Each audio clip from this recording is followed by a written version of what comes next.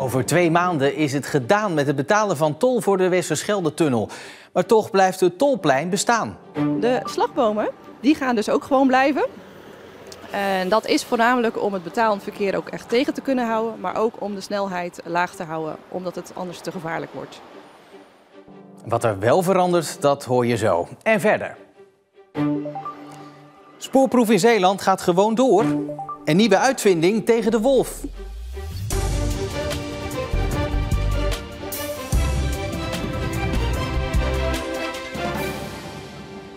Goedenavond. Jarenlang was het vaste prik. Het piepje van de T-tag of gauw even grijpen naar je portemonnee om tol te betalen. Maar over minder dan 2 maanden is dat passé. Toch was het nog altijd onduidelijk wat dat betekent voor het tolplein. Tot nu. Zoek de verschillen. Voor en na. Nou, die zijn er bijna niet, want aan het uiterlijk van het tolplein verandert er vanaf 1 januari niet zo gek veel. Hoewel auto's straks zonder te betalen de tolpoortjes voorbij rijden, blijven de slagbomen. We gaan anders heel veel verschil krijgen in het hardrijden en zachtrijden. Sommige mensen durven heel hard, andere mensen durven niet zo hard. Dan wordt het verschil te groot en krijgen we daardoor een onveilige situatie. En dat willen we absoluut niet. Maar ook om het categorie 3 en 4 verkeer zeg maar, tegen te houden, want die moeten wel betalen. Want vrachtwagens moeten voorlopig nog wel tol betalen. Dus wordt er vooral gekeken naar de indeling van de lanen. 1, 2 en 3, dat zijn de lanen aan de buitenkant. Die worden ingericht voor tolvrij verkeer.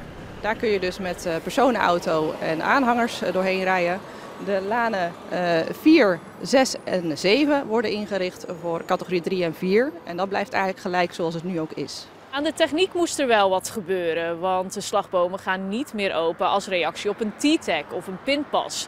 Nee, die moeten straks open gaan wanneer er een auto aankomt rijden. Onder de motorkap is er wel het een en het ander veranderd. De technische systemen zijn zeker wel aangepast, maar dat zien we allemaal inderdaad aan de buitenkant niet. Dus daar is wel veel mee gewerkt en ook geoefend. En natuurlijk moet de slagboom open gaan op het moment dat er een tolvrije passage komt. Dus de slagboom gaat ook echt open zonder T-tag. En hoe herkennen die poortjes dan dat er een auto staat en geen vrachtwagen? Dat is eigenlijk hetzelfde zoals het nu ook gaat. Als je nu in categorie 1 of 2 bent, herkent het systeem het voertuig. En straks ben je categorie 1 of 2 en herkent het systeem het voertuig dat die tolvrij mag passeren. Die techniek is de afgelopen maanden uitvoerig getest. En het werkt. Het tolplein is er dus bijna klaar voor. Alleen laan 5 moet nog worden versmalt. Die wordt namelijk speciaal voor motorrijders. Opmerkelijk, daar verdwijnt de slagboom wel. Zeker als motoren in groepjes rijden, dan detecteert hij de eerste motor en de tweede niet. En dan zou de tweede mogelijk de slagboom op zijn helm krijgen en dat willen wij niet. Het is een bewuste keuze dat de veranderingen op het tolplein beperkt blijven. Omdat wij in een tijdelijke situatie zitten. Wij gaan gedeeltelijk tolvrij tot maximaal 2033 uitvoeren. Daarna worden we volledig tolvrij. Dus dat is maximaal 8 jaar. En voor maximaal 8 jaar kan je niet het hele systeem op de schop gooien. Als automobilist ga je er straks dus niet heel veel van merken dat die tol bij deze poortjes eraf is. Behalve in je portemonnee natuurlijk. Zeeuwse huishoudens gaan volgend jaar gemiddeld bijna 9% meer betalen aan waterschapsbelasting. En ook de jaren daarna stijgt de rekening. Dat komt voornamelijk omdat het steeds duurder wordt om het water te zuiveren van bijvoorbeeld PFAS en medicijnenresten. Het waterschap meldt verder dat de dijkversterkingen netjes op schema liggen, al blijft het moeilijk om voldoende personeel te vinden. Als gevolg daarvan zullen wel meer tijdelijke krachten moeten worden ingehuurd en dat kost natuurlijk weer extra geld. De Kapelse wielrenner Sherin van Anrooy, hier te zien op archiefbeeld, is met succes geopereerd aan een vernauwing van een darmslagader. Toch gaat het herstel nog wel even duren, laat ze weten via Instagram. Een half jaar zal ze nodig hebben om weer over racen na te kunnen denken, schrijft ze. Van Anrooy kreeg in de tweede helft van het wegseizoen te maken met krachtverlies in haar linkerbeen en moest daarom allerlei wedstrijden aan zich voorbij laten gaan. De test die het treinverkeer tussen Vlissingen en Goes in 2029 voor 4 maanden stillegt, gaat gewoon door, ondanks alle protesten. Dat bleek vanmiddag tijdens een werkbezoek van staatssecretaris Chris Jansen van Openbaar Vervoer. De Zeeuwse politiek wil nog extra verzachtende maatregelen tijdens die proefperiode, maar ook dat heeft de staatssecretaris niet toegezegd. In 2029 rijden er 4 maanden geen treinen tussen Middelburg en Goes en ook daarna kunnen er maanden storingen en vertragingen zijn. De regering vindt dat nodig om het nieuwe beveiligingssysteem ERTMS te testen.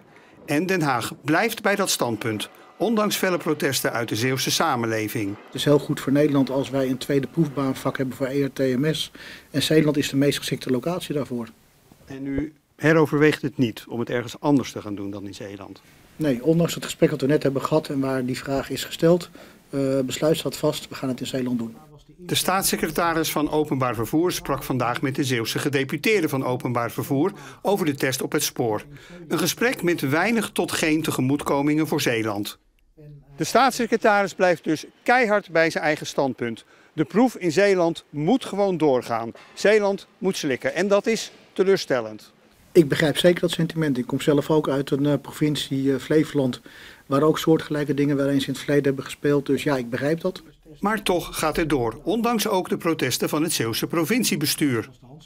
Nou, ik denk dat de gedeputeerde minstens 5-6 keer bij mij heeft aangegeven, ik wil het niet. En ook ambtelijk is dat meerdere keren aangegeven.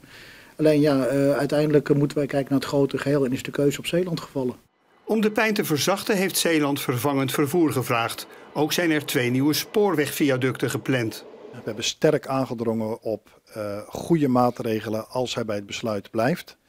Daarvan heeft hij gezegd, ik ga dan graag vervolggesprekken aan om dat samen met jullie uit te werken. Maar de Zeeuwse politiek wil meer, zoals een kortere proefperiode en Nederlands sprekende chauffeurs op vervangende bussen. Er is een motie in de maak die dat eist. Een meerderheid van de politieke partijen in Zeeland wil dat het plan helemaal van tafel gaat. En als het dan toch doorgaat, willen ze extra voorwaarden. Maar de kans dat de staatssecretaris hier iets mee gaat doen, is heel klein. Er is niet de intentie daar om iets erbij te doen. Maar ik ga wel met mijn ambtenaar nog in overleg of wij inderdaad alles goed in beeld hebben. Maar dit is hetgeen wat we hebben afgesproken, uiteindelijk ook met de provincie. Daar gaan denk ik geen nieuwe dingen bij komen. Maar wel, omdat hij ook goed geluisterd heeft naar onze zorgen, ook vanuit de scholen, voor de studenten. Maar wel dat hij in de uitwerking van die maatregelen zeker rekening zal houden met de dingen die hij vanmorgen gehoord heeft. Vrijdag praat de Provinciale Staten verder over de test op het Zeeuwse spoor.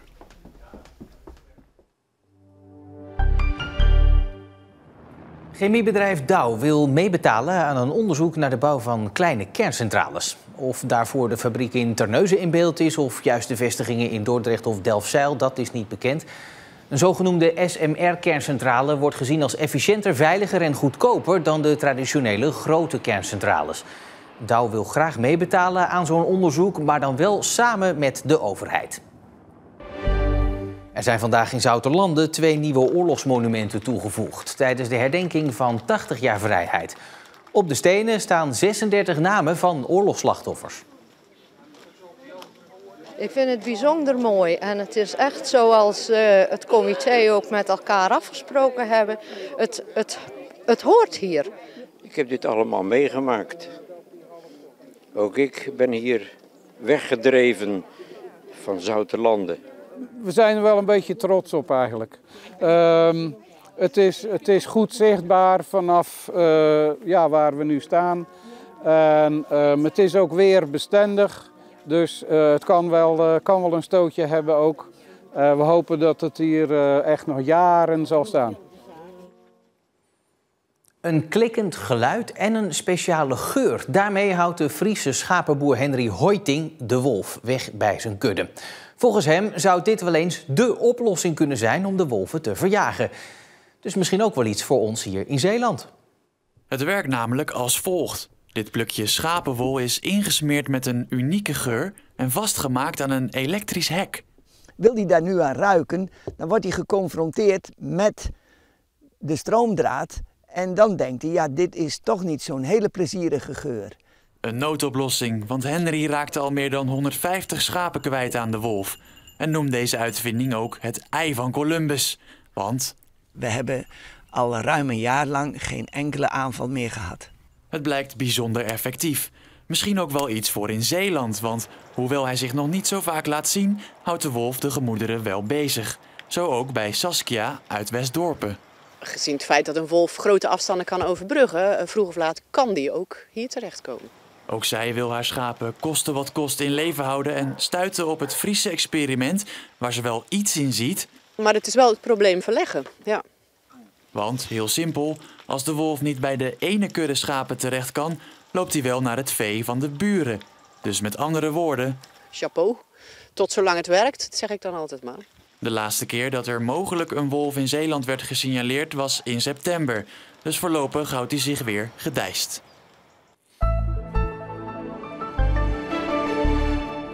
Nou, bijna de hele dag stond in het teken van mist en nevel. Alleen heel lokaal klaarde het een beetje op, maar je moest wel mazzel hebben.